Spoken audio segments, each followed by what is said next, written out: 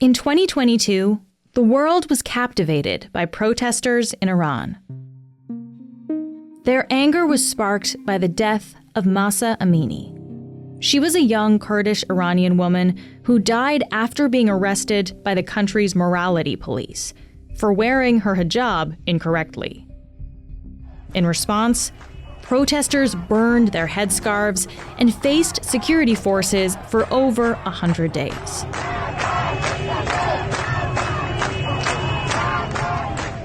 Hundreds of people were killed, thousands detained.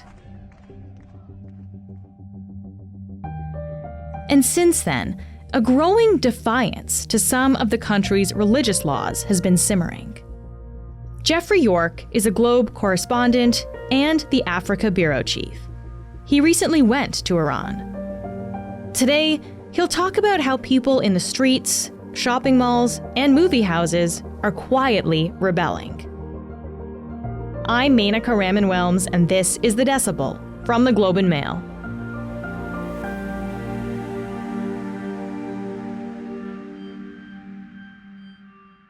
Jeff, thanks so much for being back on the show. Thank you for having me. So I know that you were in Iran earlier this year, and it is very rare for Canadian journalists to actually get into the country these days. Can you just tell us, why is it so hard for Canadian journalists to get into Iran, and how were you able to report from inside the country? Canada's diplomatic relations with Iran have been frozen since 2012. And, one of the issues I was wondering about when I went to Iran is whether there was any indication of any improvement in those relations, but there is not. The relations are as bad as ever. I asked the Canadian foreign minister if there's been any contacts with Iran over the last couple of years, and she said, no, there have not. So there's not even any contacts or talks between Canada and Iran. That's how bad the relationship is. So when I applied for a visa for Iran using an agency that sometimes is able to get journalists into Iran, they had to have lengthy discussions with the Iranian Foreign Ministry and other government departments to find out whether they would allow a Canadian journalist to visit. And this is the first time in quite a few years, as I understand it. And it's mainly just because of those very, very poor relations. I mean, I imagine it must be somewhat dangerous then to report from Iran. There's a sort of an unofficial policy of almost hostage taking where Iran responds to the arrest of its citizens in other countries by arresting and imprisoning the nationals of that country in Iran. So, for example, in December, an Iranian national was arrested in Italy, and apparently as a result of that, an Italian journalist was arrested and imprisoned in Iran for several weeks in very poor conditions in one of the most notorious prisons in Iran. At the Globe, we had to consider that and discuss whether to go, and we decided ultimately that it was worth taking the risk, but certainly it was something we were concerned about. Once you were there, Jeff, you were talking to a number of people, and in a piece for the Globe, you wrote that what you found in Iran was a, quote, quiet rebellion underway. Can you tell me what you meant by that? Well, what's immediately visible to any visitor in Iran these days is that the number of women who are disobeying the national law on hijab, on the dress code, is definitely increasing quite dramatically. I compare this to my previous visits, but also what others have said, what Iranians themselves say. One of them told me that the number of women who disobey that law, who defy that law, has doubled in the past 2 or 3 years. The law, as you probably know, since the Iranian Revolution in 1979, the law is that women must comply with this dress code, including wearing headscarves to cover their hair. And it's increasingly clear that more and more women are defying that law. It's partly for personal reasons, and it's partly a symbolic gesture. It's a symbol, a signal of their unhappiness with the Islamic regime, a symbol of their preference to be free from these rules and regulations and laws that they consider excessive. Let's talk about what you heard directly from some of the women that you were talking to when you were there. I know that you spoke to one woman named Gila. She was in Tehran. Jeff, what did she tell you about how she's experienced what you're calling this quiet rebellion? Well, she herself has been refusing to wear the hijab since the protests in 2022.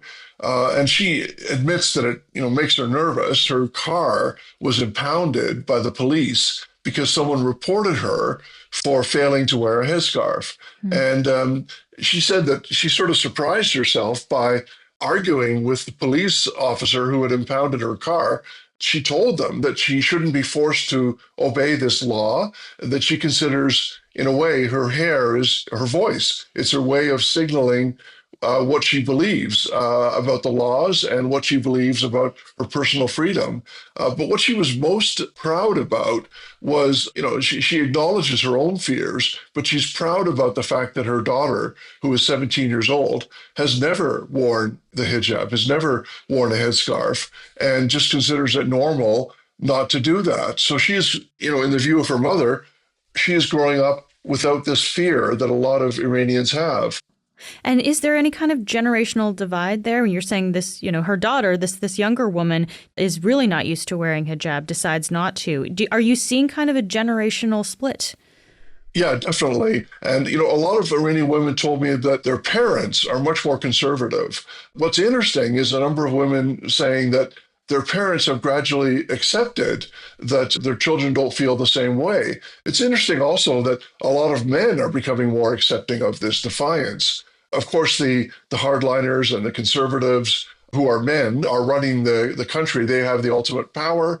They're the ones who've decided to keep this law on the books. They're the ones who've decided to keep enforcing it, to keep the police arresting people, using surveillance cameras to ticket women who are not wearing the hijab.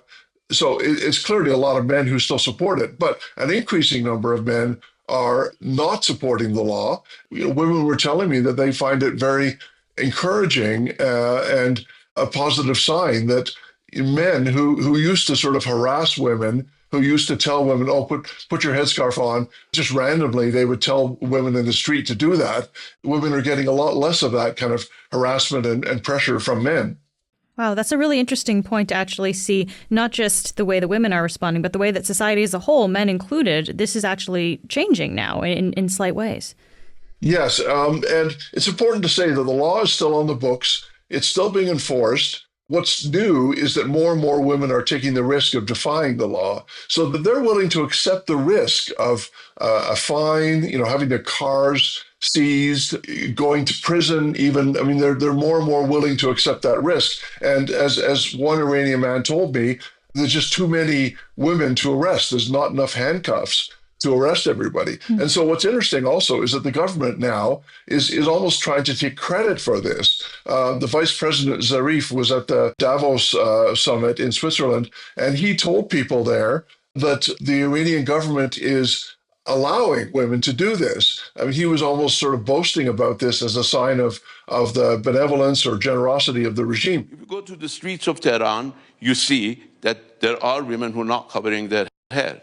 It's against the law, but the government has decided not to put women under pressure. And this was a promise that President Pezeshkian made, and the promise is being observed. He did not. And this caused a real backlash in Iran. Hardliners said that, he is encouraging people to break the law.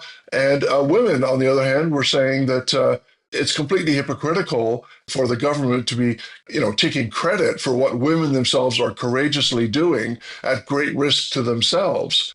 This is a really interesting point here that, someone told you there aren't enough handcuffs. So it's not that the government necessarily doesn't want to enforce the law. It's just that there's so many people defying it now that it's kind of overwhelming. They actually don't have the capacity to stop it. Is that accurate?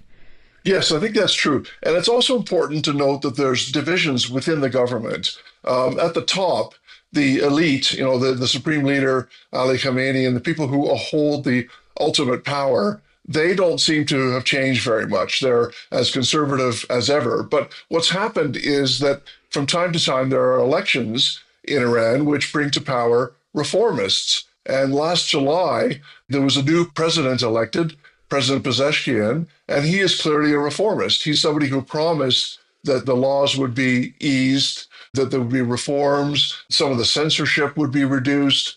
And he is actually allowed, for the first time in many years, he has allowed some of the social media sites like WhatsApp to be legalized. So he's a reformist, and he doesn't seem to be in favor of this massive enforcement of the hijab law. So you have a division within the government. I guess help me understand, though, Jeff, because you mentioned before the 2022 protests, right? And in those protests, thousands of people were out on the streets protesting. Hundreds of people were killed at that time as well. Like, what is different about how people are defying the law now as opposed to in 2022? Well, I think what happened in 2022 is that the protests became very quickly kind of evolved into anti-government protests, although it was the hijab that sparked those protests. But like a lot of the protests over the last 10 or 15 years, the protests quickly took on an anti-government kind of sentiment, and that's what the government wants to crush. But what's interesting is that in small ways, that defiance continues today. We'll be right back.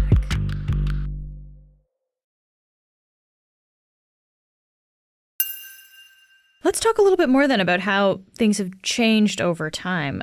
Jeff, I specifically want to look back at 1998 and 2000, when I know you were in the country. You were in Iran at that point as well.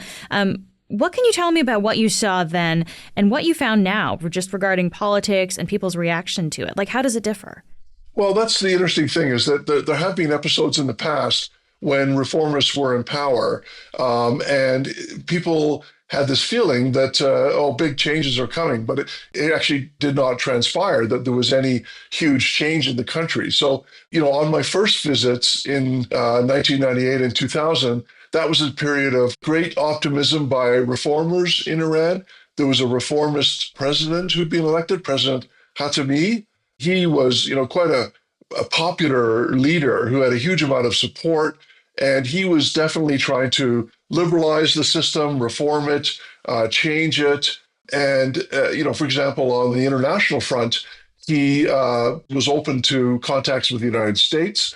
For the first time first time since the revolution, under President Khatami, an American wrestling team was allowed into the country. So it was a time of kind of liberalization internationally. And there were some people who said, it's just like the Soviet Union in the late 1980s. It's a period of glasnost and perestroika, and it will lead to the collapse of the system, just as happened in the Soviet Union. But in fact, what happened in Iran after those reforms in 1998 and the late 90s and early 2000s, in the next election, thousands of reformers were prohibited from running.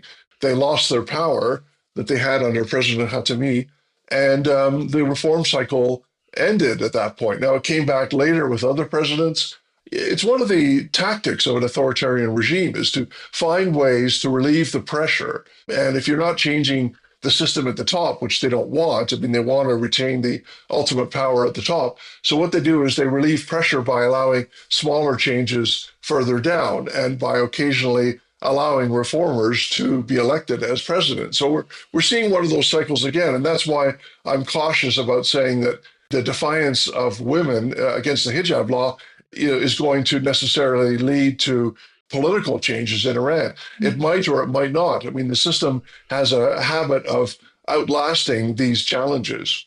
Yeah, that's a really interesting perspective to look back on the history and see how, as you say, these cycles kind of tend to happen in the country. You mentioned U.S. relations with Iran, and when we saw those positive relations, that was a period of kind of opening up of things there. Can we talk about current U.S.-Iran relations? Because I think this is on a lot of people's minds with U.S. President Donald Trump back in the White House, the way he's approaching geopolitics these days. How is America approaching Iran right now? Well, it's, of course, as with everything that Trump does, it's unpredictable, and it's difficult to get a clear sense of what his strategy is, or even if he has one.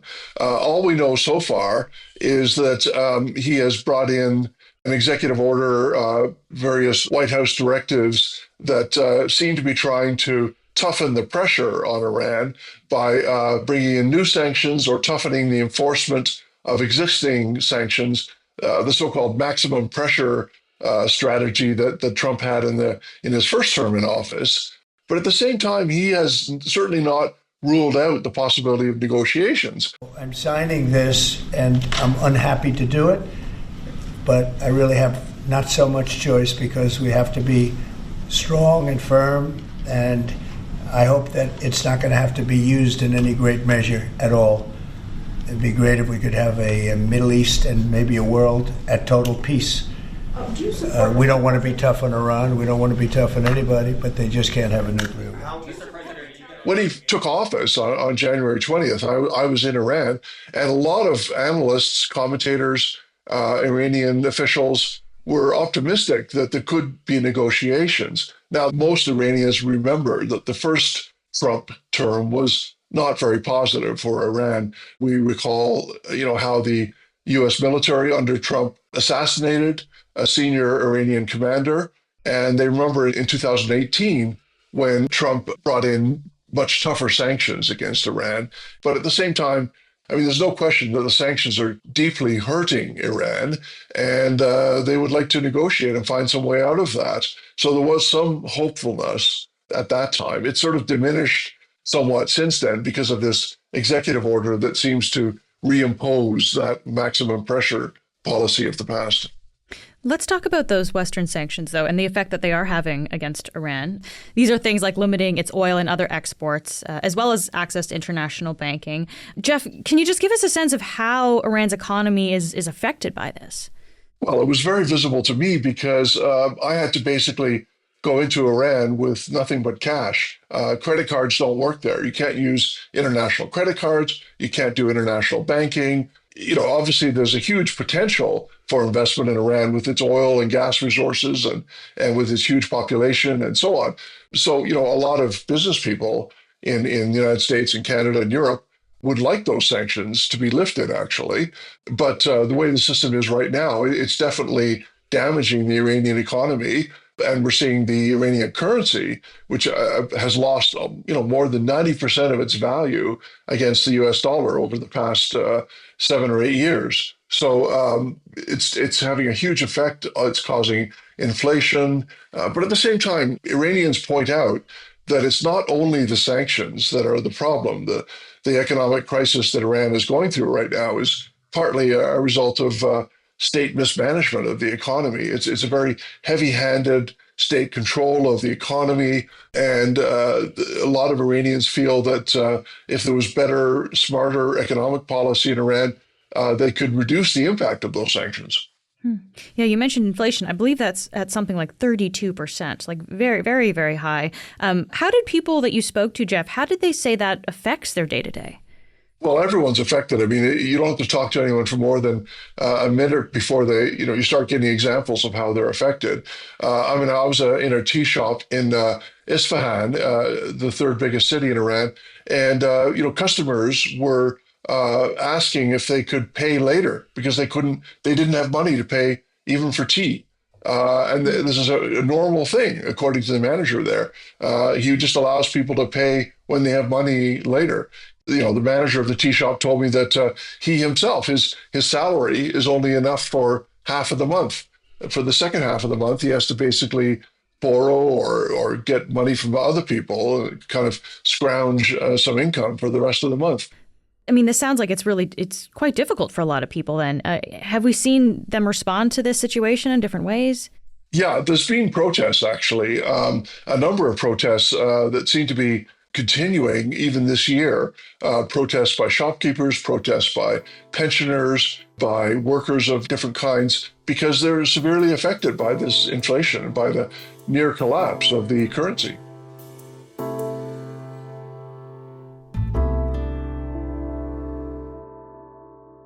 Geoff, in our last few minutes here, I want to come back to this idea of the quiet rebellion that we were talking about earlier. I understand that while you were in Tehran, you attended an underground screening, actually, of a film called Writing on the City. So can you just tell me, what is this film about and what was so significant about this screening? Everyone knows that Iran has an amazing film industry. I'm sure many of our listeners have watched, incredible Iranian films over the years. There's one that's currently nominated for an Academy Award, The Seed of the Sacred Fig. But these films generally are not approved by the Iranian authorities. So they're smuggled out, they're put onto the international festival circuit, but they're not shown in Iran. Instead, if they are shown, they're shown in sort of these unofficial underground screenings. So this one that I went to was by a filmmaker, Kevin Karimi, and it was the first time since he had made that film more than 10 years ago that he's actually been able to screen it in Iran. This film, Writing on the City, which is a film about, a documentary really, about graffiti in Iran and advertisements on the walls and so on, and how they've evolved over the years. And really, it was making a parallel between the anti-government graffiti at the time of the revolution in 1979 and the more recent anti-government graffiti that's happening in recent years in the protests that are happening now. So really, this is a message that the Iranian regime did not want to be broadcast, because it suggests that the anti-government protests of today are as legitimate and valid as those in 1979 that led to the revolution.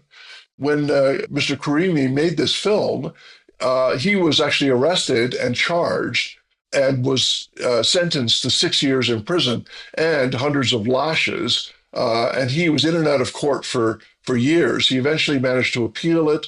He ended up serving, I believe, 7 months in prison. And it was very interesting to see the room full of people who are eager to see these unofficial films and to see films that are officially banned. Yeah, that must have been quite an experience, honestly. And I know, Jeff, you also had attended an opening ceremony of the government's official International Film Festival. I'm just wondering, how did that differ from this underground screening? Well, of course, the official film festival, I actually have attended it twice now. I attended it in 1998 as well. And back then it was actually more open. There was less government control. Now it is very much a government film festival. And so when I went to the opening ceremony, being a government event with government ministers attending, it was pretty tightly controlled. But it was interesting that even there was women who disobeyed the hijab law, despite big signs telling them to cover up. And there was an incident on stage where a man and a woman, filmmaker and actor, shook hands on stage. And that might seem normal to us, but it's actually prohibited in Iran. And so it was an act of defiance for a man and a woman to be touching in public, an unrelated man and woman. And so it was a gesture of defiance. And the next day, the government announced that it was investigating charges against this actor and filmmaker, the two people who had shook hands on stage. So it's interesting how even at these government events, this kind of defiance plays out. Jeff, thank you so much for taking the time to be here today. Thank you for having me.